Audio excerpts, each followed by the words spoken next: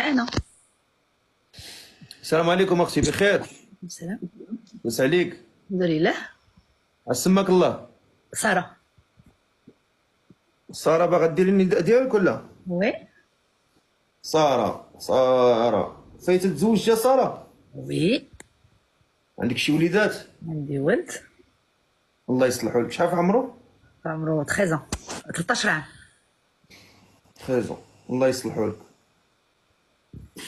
ساره شحال في عمرك؟ عمري 40 ans. 40 عام. 40 عام. في ساكنه ساره؟ في فرنسا، في لاوت سافوا، حدا لا سويس. فرنسا. خدامه اش كديري؟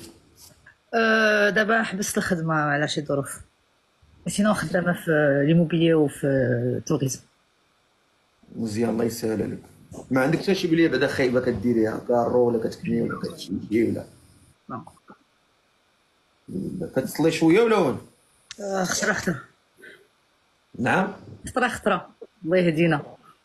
امين يا رب العالمين.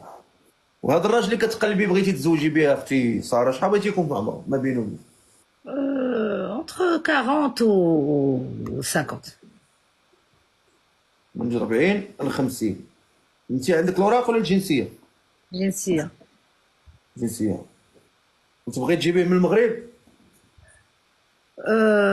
ما عرفتش، ممكن انا نبغي نرجع للمغرب وفات. انا سولتك كيبقى اختيارك، واش بغيتي تشوفي راجل في المغرب تزوجي ولا بغيتي في ما اوروبا؟ عنديش مشكل، ما عنديش مشكل، باسكو انا ما عارفاش فين غادي نبقى انا دابا انت غادي تقولي انت غير اختيارك باش انا ملي غنطلع عارف شنو غنطلع، واش الناس ديال قلت لك ما عنديش. ولا نخليوها عامه؟ ما عنديش مشكل. نخليوها عامه. عامة باسكو انا ما عرفتش، ممكن انا نبغي نمشي للمغرب، ممكن نبغي نجلس هنا، سا ديبون على حساب. خير ان شاء الله. وعندك شي شروط، عندك شي حاجه قولها من دابا باش نعرفوا الناس اللي كيعرفوا اللي كيسمعوا يعرفوا قبل ما يطلعوا. ما عرفتش على حساب، كنخلي لا شونس، الزهر هو اللي غيقول. نو انت ما عندك حتى شي شروط. لا. خير ان شاء الله. نشوفوا هاد الناس اللي مسيطرين لنا، اللي مهتم بساره. ساره عندها 40 عام، ساكنه في فرنسا، عندها الجنسيه وبغات تشولد الناس من 40 عام ل 50 عام. ما عندهاش مشكل اللي يكون كما كان، يكون غاولد الناس ويكون في مكان ماشي مشكل. قالت يكون غاولد الناس وباغي يتزوج على سنه الله ورسوله. ياك هادشي اللي كاين اختي ساره. هادشي اللي كاين، سي الفقيه. الا كان شي ولد ناس مهتم بساره يكتب لي انا.